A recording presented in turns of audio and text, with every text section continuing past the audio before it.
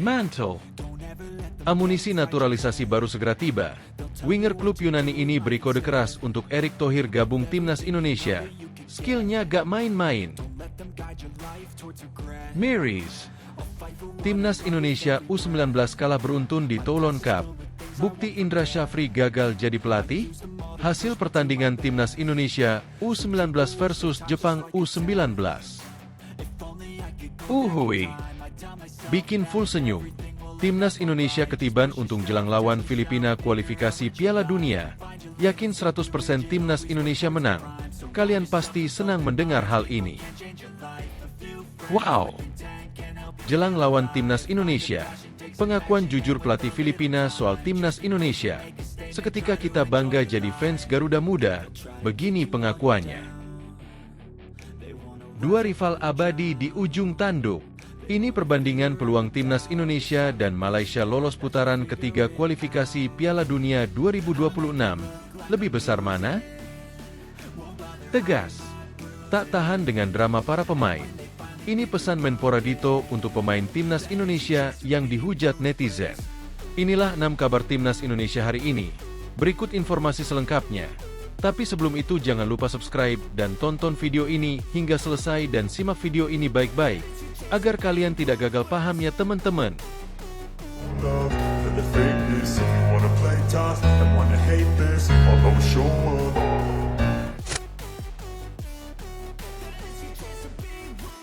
Amunisi naturalisasi baru segera tiba.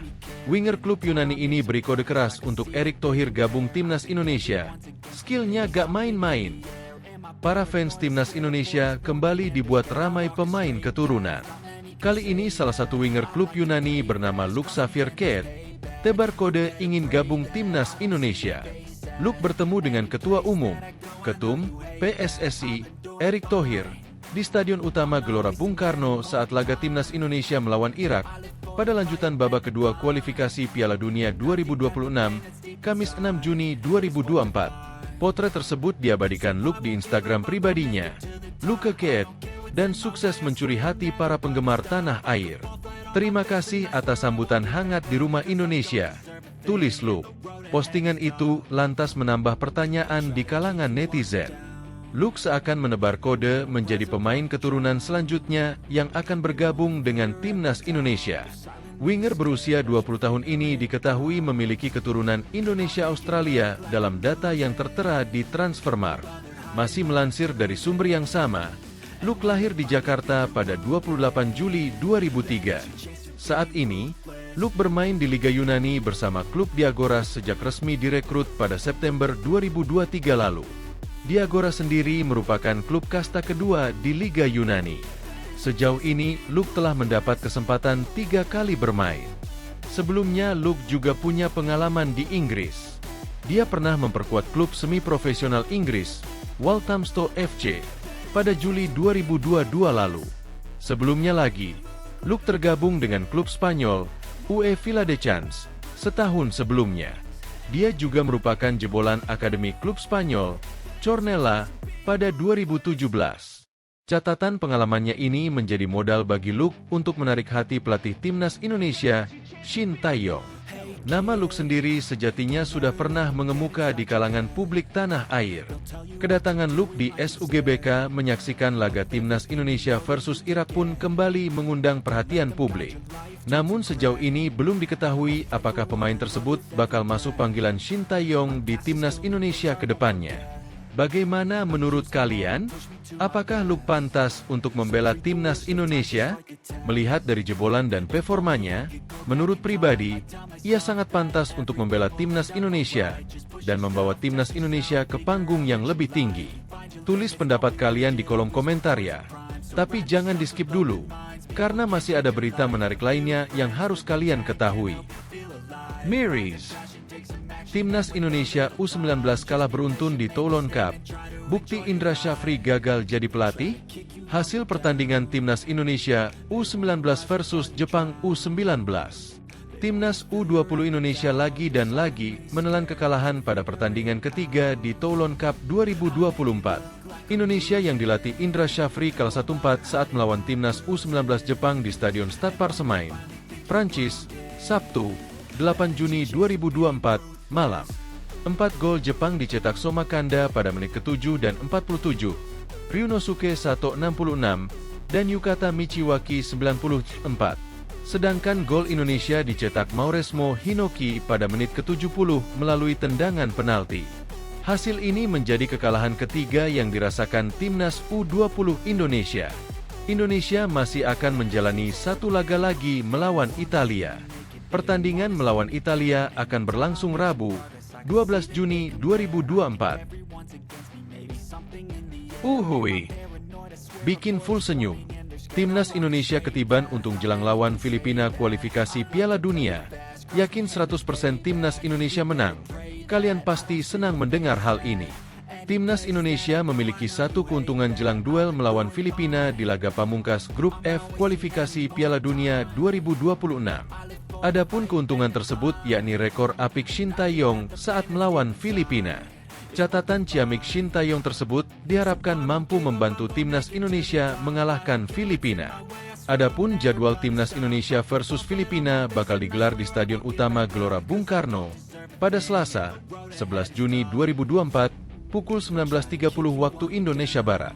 Pertandingan tersebut merupakan laga hidup mati bagi Timnas Indonesia untuk dapat lolos ke putaran ketiga kualifikasi Piala Dunia 2026 zona Asia. Saat ini, Timnas Indonesia berada di peringkat kedua Grup F dengan memiliki 7 poin.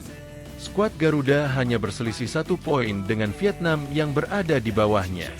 Sedangkan Filipina berada di dasar klasemen Grup F dan dipastikan tidak lolos ke putaran ketiga karena hanya mampu meraih 1 poin dari 5 pertandingan.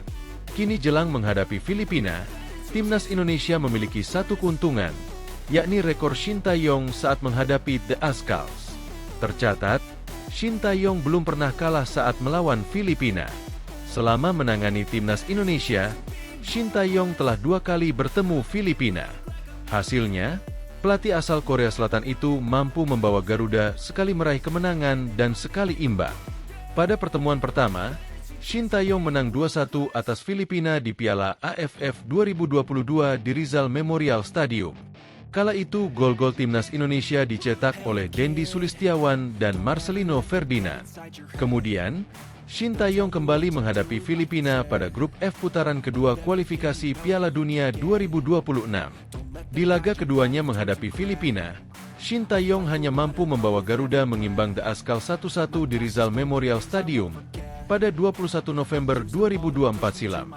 Pada laga tersebut, Timnas Indonesia kebobolan lebih dulu melalui gol Patrick Reichelt pada menit ke-23. Kemudian disamakan oleh Sadil Ramdhani pada menit ke-70. Sehingga, rekor apik Shin Tae-yong yang belum terkalahkan tersebut diharapkan membantu Timnas Indonesia mengalahkan Filipina di laga mendatang. Apalagi, Timnas Indonesia akan tampil di hadapan pendukungnya sendiri di Stadion Utama Gelora Bung Karno.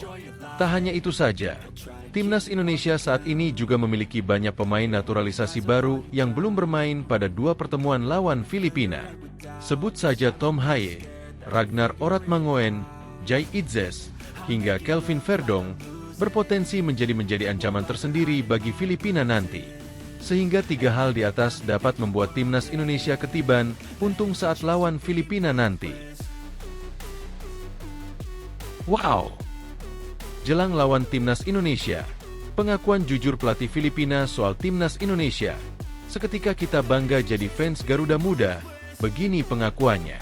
Pelatih Timnas Filipina, Tom Saintfiet, menyanjung setinggi langit Timnas Indonesia. Dia menganggap bahwa level tim berjulukan skuad Garuda itu mendekati Timnas Korea Selatan dan Timnas Jepang. Tom Saintfiet akan memimpin Filipina untuk menantang Timnas Indonesia dalam partai terakhir Grup F. Filipina sudah pasti tersingkir dari persaingan Grup F. Sementara, Timnas Indonesia berpeluang besar lolos ke putaran ketiga kualifikasi Piala Dunia 2026. Kami tahu bahwa Indonesia adalah kekuatan baru dalam sepak bola Asia. Tim dari Indonesia sangat kuat, para pemainnya, ujar Tom Saintfiet. Tom Saintfiet mengaku tahu banyak tentang sepak bola Indonesia. Misalnya, pemain Timnas Indonesia, Sandy Walsh. Maklum, keduanya sama-sama berasal dari Belgia. Saya berasal dari Belgia. Saya bekerja di Belanda. Saya tahu banyak pemain. Juga beberapa pemain Belgia seperti Sandy Walsh.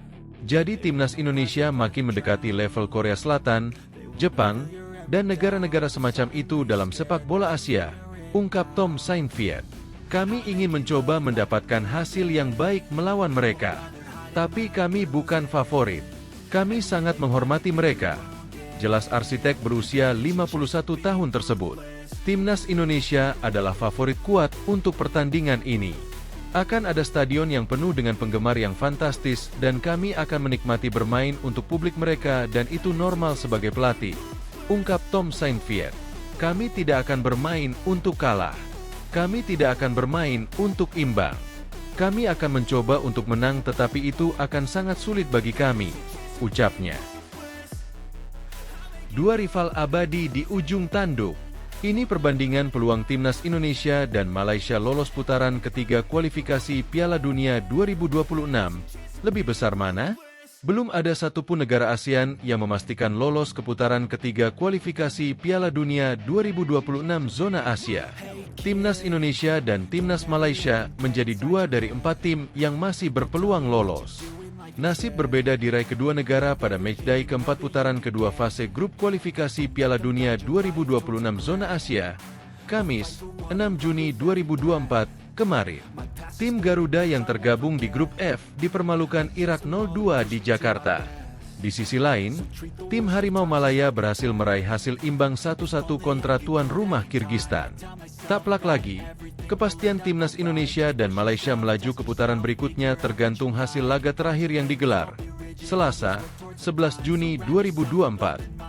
Uniknya, kedua tim menghadapi juru kunci grup masing-masing. Timnas Indonesia menjamu Filipina di Stadion Utama Gelora Bung Karno, sedangkan Malaysia kedatangan Chinese Taipei di Stadion Nasional Bukit Jalil. Timnas Indonesia wajib memenangkan duel krusial tersebut. Raihan 3 poin akan membuat tim Garuda melenggang ke putaran ketiga dan mendampingi Irak yang lolos dengan status juara grup F. Bagaimana jika Indonesia hanya bermain imbang atau kalah? Jika demikian, maka Indonesia harus menunggu hasil laga Irak versus Vietnam yang digelar di Basra. Vietnam harus gagal meraih kemenangan di kandang Irak untuk membuat Indonesia lolos ke putaran ketiga. Jika Vietnam menang dan Indonesia kalah atau imbang, maka Vietnamlah yang melaju ke putaran selanjutnya. Sementara itu, poin absolut masih belum cukup bagi Malaysia, karena anak asuh Kim Pan-gon itu tergantung hasil pertandingan Oman kontra Kirgistan yang berlangsung di Oman. Sebagai informasi, penentuan siapa yang lolos jika ada dua tim dengan poin yang sama menggunakan selisih gol lebih dulu, baru jumlah gol yang dicetak.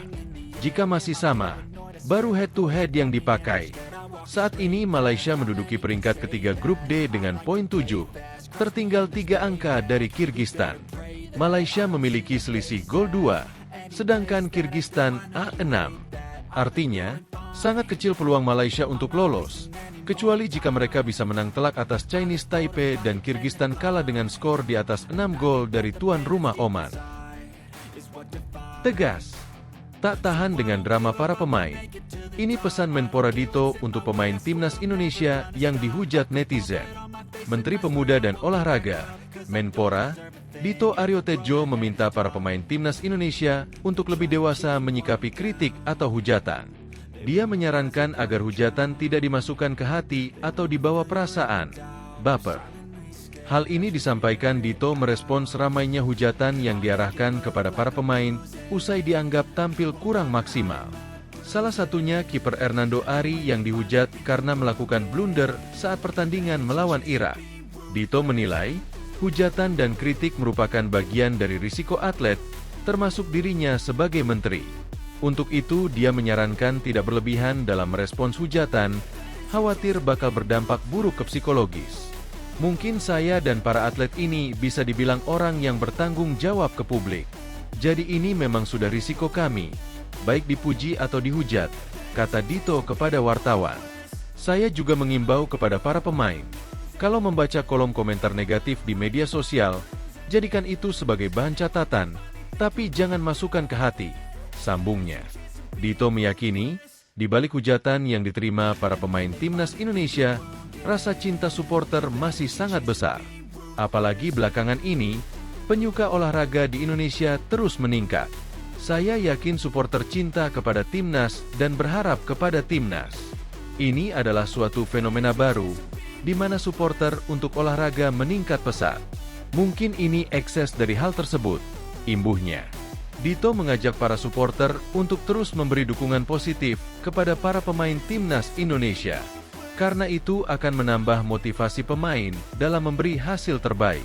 Kepada supporter, ayo kita ramaikan kolom komentar timnas dengan kata-kata positif menjelang bertemu Filipina nanti, kata Pak Dito.